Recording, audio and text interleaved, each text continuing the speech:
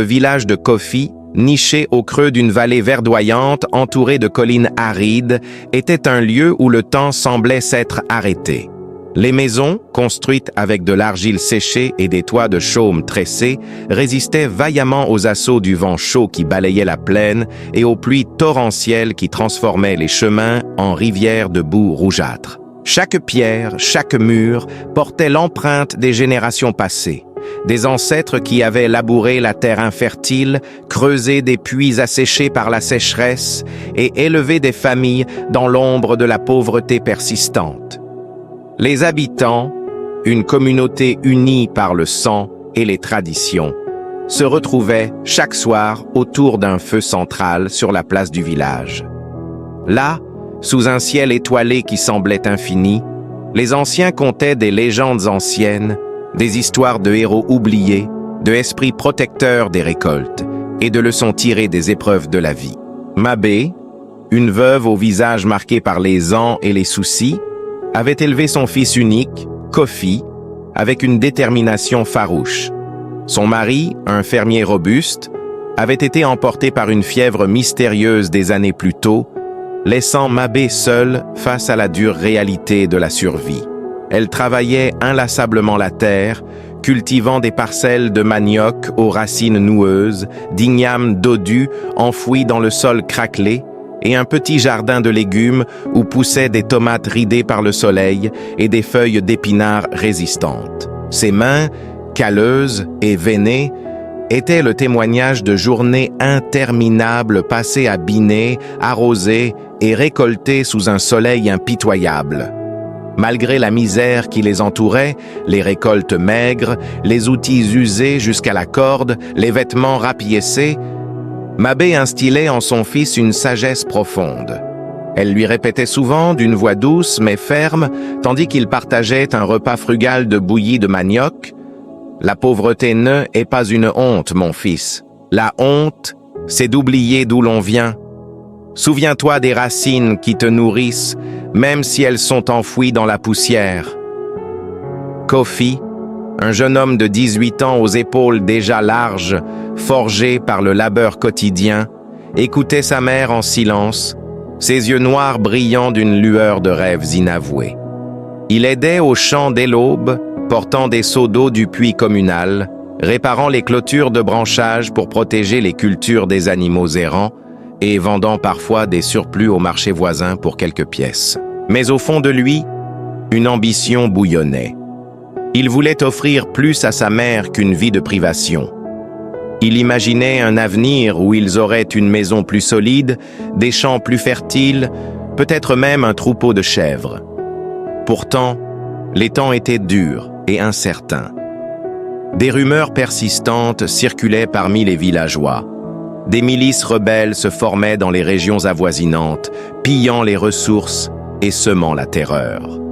Des convois militaires, avec leurs camions brinque-ballants et leurs soldats armés jusqu'aux dents, passaient de plus en plus souvent par le village, réquisitionnant des vivres ou des hommes.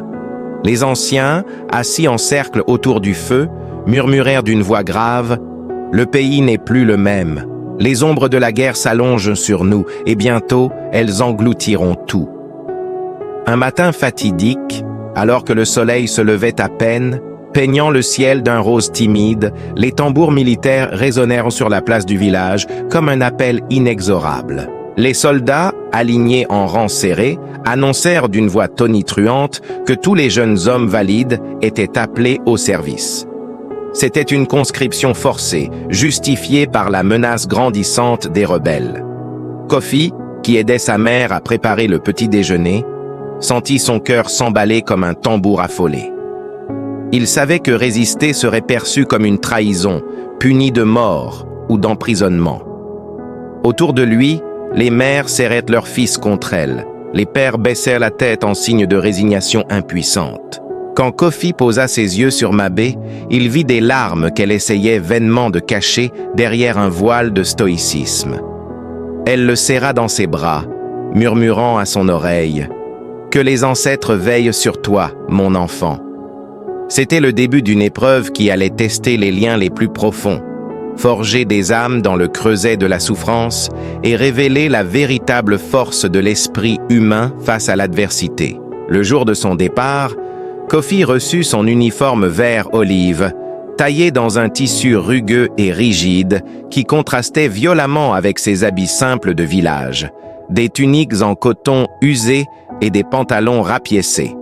L'uniforme, distribué dans une tente militaire improvisée au bord du village, symbolisait une transformation brutale, d'un fils de la terre à un soldat de la guerre.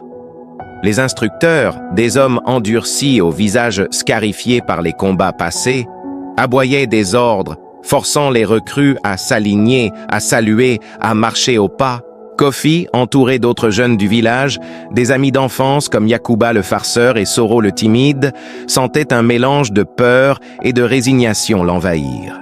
Ils étaient emmenés vers un camp d'entraînement distant de plusieurs jours de marche, où on leur promettait de les transformer en guerriers invincibles. Quand il rentra chez lui ce soir-là pour une dernière nuit, Mabé l'attendait, assise contre le mur d'argile frais de leur modeste demeure. La lueur vacillante d'une lampe à huile projetait des ombres dansantes sur son visage ridé, accentuant les lignes de soucis qui s'étaient creusées au fil des ans. Elle ne dit rien au début, se contentant de le regarder fixement, comme pour graver chaque trait de son visage dans sa mémoire. Kofi, mal à l'aise dans son nouvel accoutrement, s'assit près d'elle et murmura « Maman, je reviendrai. Je te le promets. Je combattrai pour protéger notre village, pour que tu puisses vivre en paix. » Mabé secoua la tête lentement, ses yeux emplis d'une tristesse infinie. « Ne me promets pas de revenir, mon fils, » répondit-elle d'une voix tremblante. « Promets-moi de rester humain. Ne laisse pas la guerre te voler ton cœur, tes rêves, ta compassion. Souviens-toi que chaque homme que tu verras en face est le fils de quelqu'un comme toi. » Ces mots, prononcés avec une sagesse forgée par la perte et la survie, restèrent gravés dans le cœur de Kofi, comme une encre, au milieu de la tempête à venir.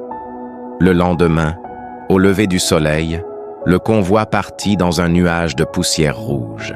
Kofi, assis à l'arrière d'un camion brinque-ballant, jetait des regards en arrière vers le village qui s'éloignait, vers la silhouette de Mabé qui se tenait immobile sur le seuil de leur maison. Le voyage fut long et épuisant. Des routes chaotiques, des arrêts dans des villages hostiles où les habitants les regardaient avec suspicion, des nuits passées à la belle étoile sous la menace des moustiques et des serpents. Au camp, l'entraînement commença sans pitié. Kofi découvrit le bruit assourdissant des fusils lors des tirs d'exercice, l'odeur âcre de la poudre et de la sueur, la fatigue écrasante des marches forcées avec un sac pesant sur le dos. Il apprit à démonter et assembler une arme les yeux bandés, à creuser des tranchées sous la pluie, à obéir sans questionner. La peur était omniprésente dans les regards de ses camarades. Certains pleuraient la nuit, d'autres se durcissaient en masquant leur terreur derrière une bravade feinte. Chaque soir, étendu sur sa paillasse dure, Kofi pensait à sa mère, se répétant ses paroles comme une prière protectrice contre l'abîme qui s'ouvrait devant lui. Pendant ce temps, dans le village, Mabé continuait sa vie quotidienne avec une résilience stoïque. Elle se levait à l'aube pour travailler les champs, arrachant les mauvaises herbes avec une vigueur renouvelée par le besoin de s'occuper l'esprit. Elle s'accrochait aux souvenirs de Kofi enfant, ses rires joyeux lors des jeux avec les autres gamins, ses questions curieuses sur le monde au-delà des collines. Le petit jardin devint son sanctuaire. Elle y plantait des graines avec soin, comme si chaque pouce représentait l'espoir du retour de son fils. Les chants des oiseaux au crépuscule lui apportaient un semblant de réconfort, mais chaque soir, en entendant au loin le tonnerre sourd des armes qui grondaient comme un orage lointain, elle priait en silence. Agenouillée devant un petit autel familial fait de pierres et de coquillages, elle implorait les ancêtres de veiller sur Kofi, de lui donner la force de survivre sans se perdre. Les voisines, elles aussi touchées par la conscription, formaient un cercle de soutien. Elles partageaient des repas, échangeaient des nouvelles rares des fronts et se consolaient mutuellement. Mais au fond d'elle, Mabé portait un vide immense, un chagrin qui la rongeait comme une termite invisible, attendant le jour où elle reverrait son fils. Des mois s'écoulèrent, marqués par des batailles sporadiques et une routine de patrouilles épuisantes, avant que Kofi n'obtienne une courte permission. Le voyage de retour fut un calvaire. Des routes minées, des checkpoints gardés par des soldats nerveux, et une fatigue accumulée qui pesait sur ses épaules comme un fardeau de plomb. Quand il entra enfin dans la maison familiale, poussiéreux et amaigri, Mabé le regarda longtemps, immobile sur le seuil. Ce n'était plus le même fils qu'elle avait vu partir. Ses yeux, autrefois brillants d'innocence et de rêve, semblaient maintenant sombres et hantés, comme voilés par un brouillard de souvenirs douloureux. Ses gestes étaient plus durs, plus mécaniques, une conséquence des ordres aboyés et des drills répétés. Son silence était plus lourd, chargé d'un poids invisible qui semblait l'écraser. Mabé, le cœur serré, tenta de briser ce mur qui s'était érigé entre eux. Elle prépara un repas copieux avec les maigres réserves, une soupe chaude de manioc et de légumes agrémentée d'herbes cueillies dans le jardin. « Mange, mon fils, » dit-elle en posant l'assiette devant lui. « Bois cette soupe chaude. Laisse-moi prendre soin de toi, comme avant. Raconte-moi tes jours, même les plus sombres. » Mais Kofi mangeait mécaniquement, sans sourire, les yeux fixés sur le mur d'argile, comme s'il revoyait des scènes lointaines. Il parla peu ce soir-là. Des camarades perdus dans des embuscades, des villages rasés par les rebelles, des nuits passées à guetter l'ennemi dans l'obscurité oppressante. Mabé écoutait, les mains tremblantes, sentant la guerre s'infiltrer dans leur foyer comme une ombre maléfique. La nuit venue, alors que le village dormait sous un ciel constellé d'étoiles, Mabé l'entendit gémir dans son sommeil. Allongé sur sa natte, Kofi se débattait avec des cauchemars vivaces. Il criait des noms de camarades tombés, revivait des explosions qui déchiraient la terre, sentait l'odeur métallique du sang. Elle vint près de lui sans bruit, posa sa main ridée sur son front moite de sueur. « Mon fils, » murmura-t-elle, « même dans tes cauchemars, je suis là. Laisse-moi chasser ces démons avec toi. » Kofi s'éveilla en sursaut, les yeux écarquillés de terreur, puis se calma sous le regard apaisant de sa mère. Au matin, assis près du feu où mijotait un thé d'herbe, il confia enfin son tourment. « Maman, j'ai vu des camarades tomber comme des feuilles mortes, leur corps mutilé par les balles. J'ai entendu des mères crier comme toi tu aurais crié si je ne étais pas revenu. J'ai dû tirer sur des hommes qui étaient comme moi, des fils, des pères. Parfois, j'ai l'impression de perdre mon âme, de devenir une machine sans cœur. » Mabé serra ses mains dans les siennes, ses doigts noueux entrelacés aux siens plus forts mais tremblants. « Ton âme n'est pas morte, Kofi, » répondit-elle avec une conviction profonde. « Elle est blessée, écorchée par les horreurs que tu as vues, mais elle est toujours là, enfouie sous la poussière de la guerre. Je la porterai avec toi, mon fils. Ensemble, nous la guérirons avec le temps, avec l'amour, avec les racines qui nous ancrent à cette terre. » Ces paroles, échangées dans la quiétude du matin, ravivèrent une étincelle en Kofi. Durant les jours suivants de sa permission, il aida au champ, répara la maison et parla aux anciens du village. Mais quand vint le moment de repartir, le mur se reforma partiellement. Mabé l'accompagna jusqu'au bord du village, lui glissant un petit talisman, une pierre polie par les ancêtres, dans la main.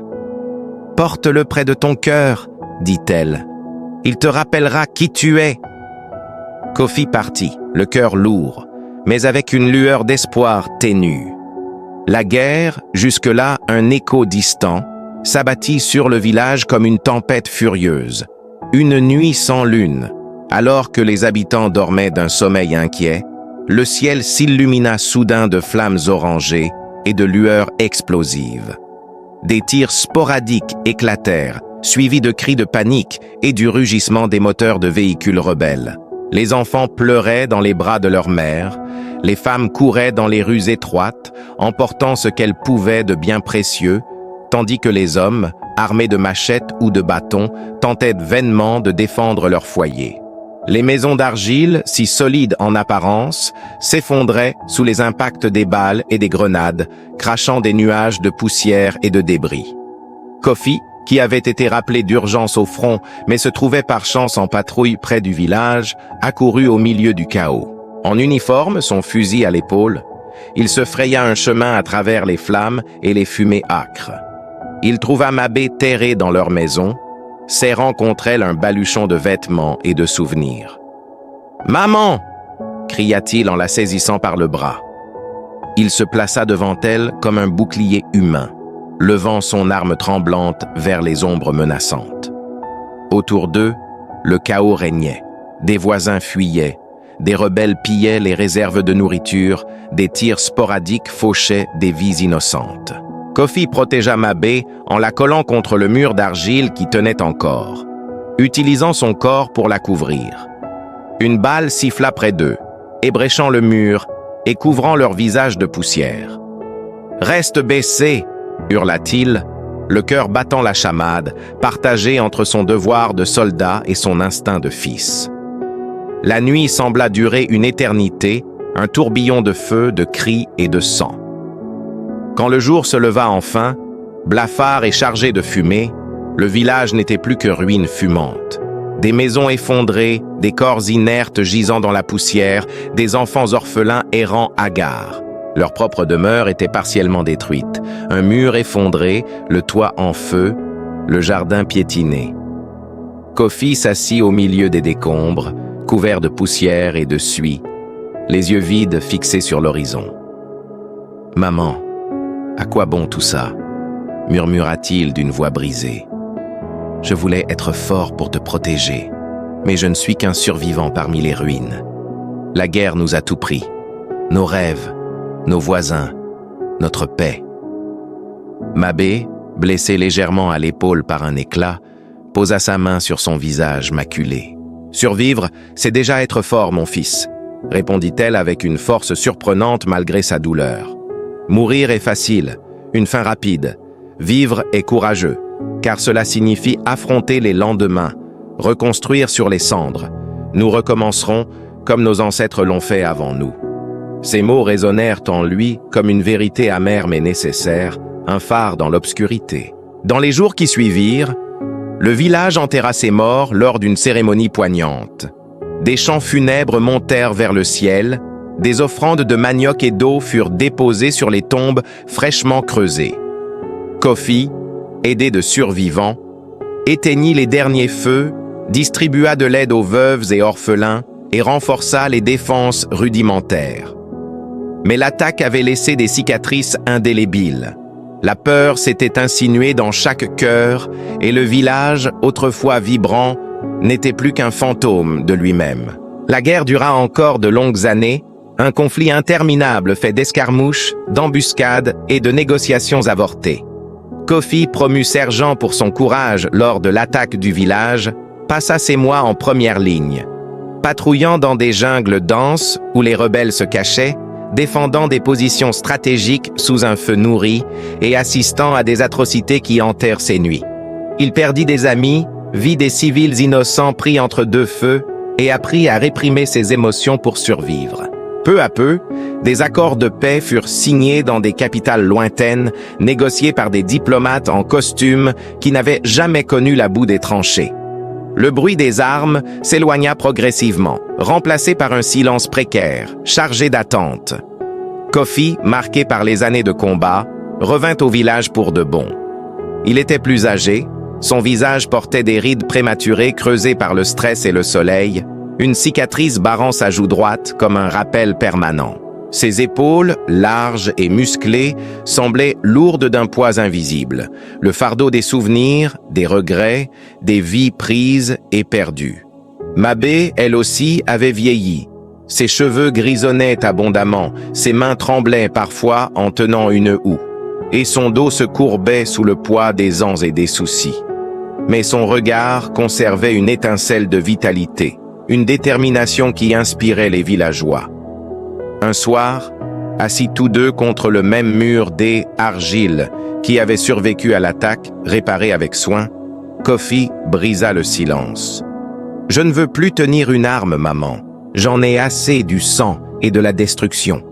Je veux reconstruire, planter des graines qui donneront des fruits, bâtir des maisons qui abriteront des familles. Je veux que les enfants du village connaissent autre chose que la peur, qu'ils grandissent avec des histoires de paix plutôt que de guerre. Mabé sourit malgré les larmes qui perlaient à ses yeux. Alors sois ce que ton père ne l'a pas pu être, mon fils. Il rêvait de paix, mais la vie l'a emporté trop tôt. Sois un homme de paix, un pilier pour notre communauté. Les ancêtres te guideront. Ensemble, ils entreprirent la reconstruction. Kofi organisa des corvées collectives pour rebâtir les maisons, planta de nouveaux jardins communautaires et enseigna aux jeunes les rudiments de l'agriculture durable. Mabé, de son côté, rassemblait les femmes pour tisser des paniers et coudre des vêtements, créant un réseau de soutien mutuel. Les années passèrent ainsi, rythmées par les saisons, les pluies qui fertilisaient la terre, les récoltes qui nourrissaient les âmes, et les fêtes villageoises qui ravivaient l'espoir. Les saisons se succédèrent comme les pages d'un livre ancien, apportant avec elles un lent renouveau. Le village renaquit lentement des cendres, des maisons neuves s'élevèrent, construites avec des briques plus solides et des toits en tôle pour résister aux intempéries.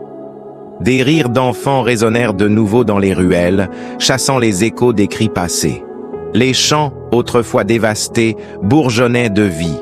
Manioc, igname et même des cultures expérimentales comme le maïs introduit par des aides humanitaires. Mais les cicatrices restaient visibles dans les yeux des anciens, des regards hantés par les pertes, des silences chargés de souvenirs. Kofi devint un homme respecté, un leader naturel au sein de la communauté. Il travaillait la terre avec ardeur, aidait les veuves à cultiver leurs parcelles et organisait des réunions pour résoudre les conflits mineurs. Il parlait souvent aux jeunes, rassemblés autour du feu central, répétant des leçons tirées de son passé. La guerre n'est pas un chemin vers la gloire, c'est un gouffre qui engloutit les âmes.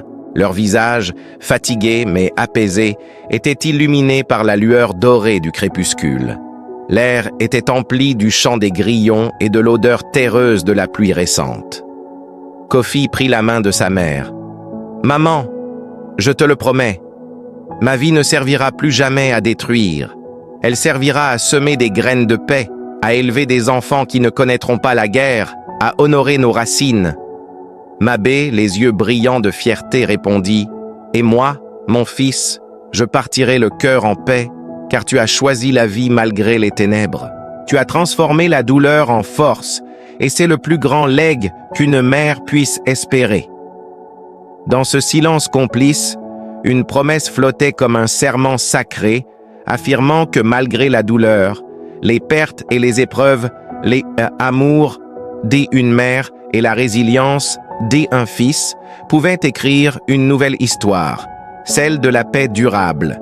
Des années plus tard, le village de Kofi avait pleinement ressuscité, devenant un modèle de résilience pour les communautés avoisinantes. Des écoles improvisées s'étaient érigées, où les enfants apprenaient non seulement à lire et à compter, mais aussi l'histoire de leur peuple, les leçons de la guerre pour éviter ses pièges.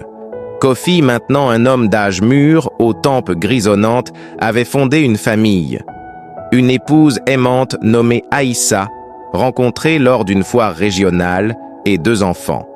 Un garçon curieux comme lui autrefois, et une fille au sourire radieux, rappelant Mabé.